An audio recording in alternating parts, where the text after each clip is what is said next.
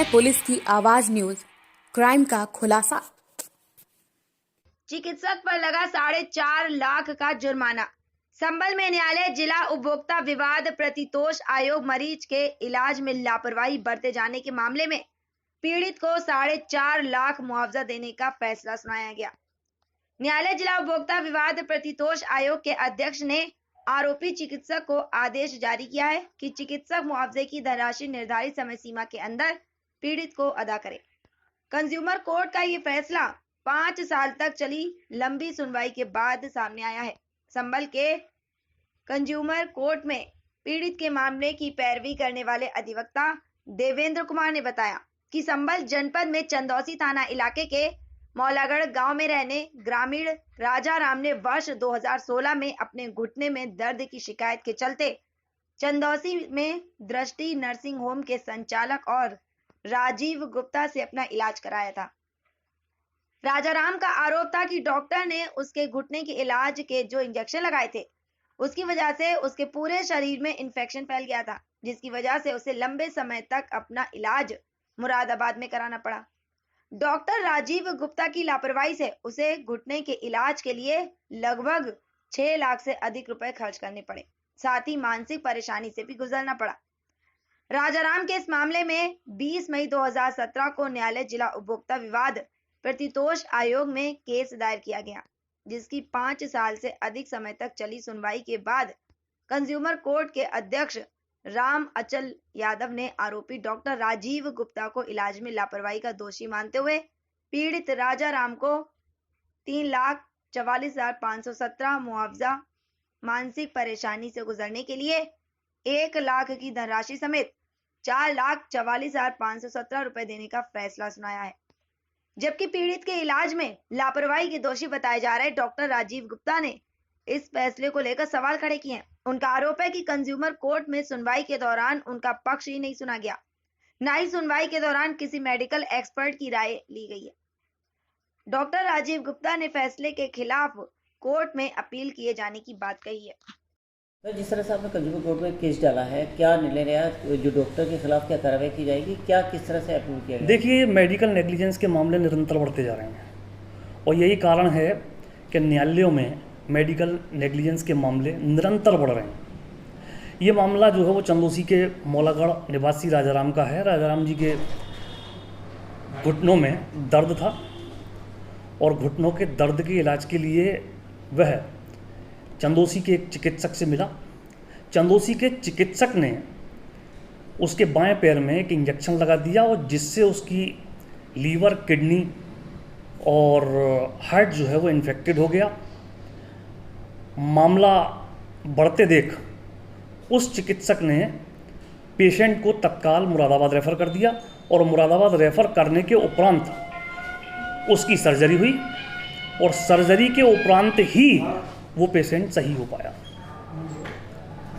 जिस पर पेशेंट ने कंज्यूमर डिस्प्यूट रेड्रेसल कमीशन संभल के समक्ष परिवाद योजित किया था और परिवाद योजित करने के उपरांत कंज्यूमर कमीशन ने जो मेडिकल एक्सपेंसेस थे उसके संबंध में आदेश दिया कि चिकित्सक 4,54,000 रुपये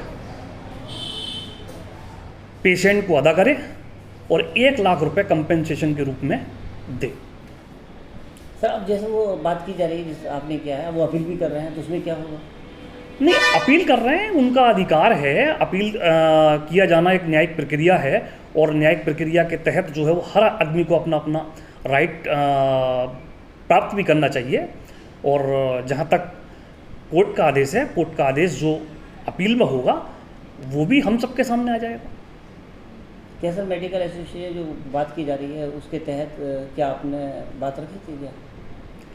मेडिकल एसोसिएशन नहीं, मेडिकल नेग्लिजेंस के मामले जो है वो कंज्यूमर कमीशन के क्षेत्र अधिकार में आते हैं।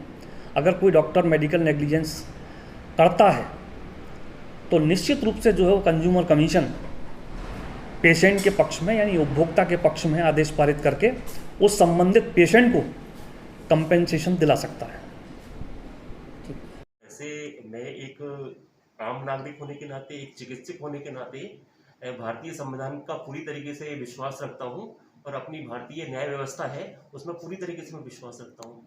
पर मुझे थोड़ा सा ये शिकायत रही कि ये जो कंज्यूमर फोरम में जो उनका पैनल बना था, उस पैनल में एक भी मेडिकल एक्सपर्ट नहीं था सदस्य में, और बिना मेडिकल एक्सपर्ट होते हुए आप किसी को कैसे मेडिकल नेग्लिजेंस के लिए दोषी ठहरा सकते हैं? एक भी डॉक्टर नहीं, कोई मेडिकल फील्ड से रिलेटेड कोई व्यक्ति नहीं उसमें, और आप मेडिकल नेग्लिजेंस का आरोप लगा के डॉक्टर को कन्विक्ट कर सकते हैं। तो ये थोड़ा सा मुझे शिकायत रही। दूसरी सर शिकायत ये रही कि मुझे एक बार भी स्पष्टीकरण के लिए, ये केस करीब 6 साल चला और 6 साल में मुझे एक बार भी स्पष्टीकरण देने के लिए नहीं बुलाया गया, और बिना मेरे स्पष्टीकरण के एक तरफा फैसला सुना दिया गया। तो ये थोड़ा सा मुझे सही नहीं लग रहा है, और चूंकि निर्णय आ चुका है और मैं भारतीय न्याय व्यवस्था में पूरी आस्था रखता हूँ, और इसलिए अपने अधिकारों का प्रयोग करते हुए मैं स्टेट फोरम में जाऊंगा और वहां पर जो है इसके लिए केस फाइल करूंगा और आगे की कार्रवाई हुई जैसे भी इसमें होगी। क्या एलिगेशन लगाए गए हैं और कितना जुर्माना लगाया गया है? कि मुझ पर 4.5 लाख रुपए का जुर्माना लगाया गया है, और मरीज को बताया गया कि गलत इंजेक्शन लगा दिया, उसके इंजेक्शन लगने से मरीज की कुछ दिक्कतें हो गई और मेरे ऊपर 4.5 लाख रुपए का जुर्माना लगाया गया है। पहली बात तो यह है कि मेरा एक मेडिकल कंसल्टेंट्स कंपनी से हम लोगों का जो है टाई अप है, तो वो मेरा सारा केस और सारे जुर्माने का वो सब कुछ उन लोगों को ही करना है। लेकिन उसके बावजूद भी हर व्यक्ति की इम्यूनिटी शरीर की अलग अलग होती है। एक सड़क है और एक सड़क पर 100 लोग चल रहे हैं, हमारा एक्सीडेंट किसी एक का ही होता है, बाकी 99 पूरे पास जाते हैं बढ़िया करके। इसी तरीके से वो इंजेक्शन तो हर मरीज के लगता है, और किसी मरीज को उस इंजेक्शन से रिएक्शन हो जाती है, कोई दिक्कत हो जाती है।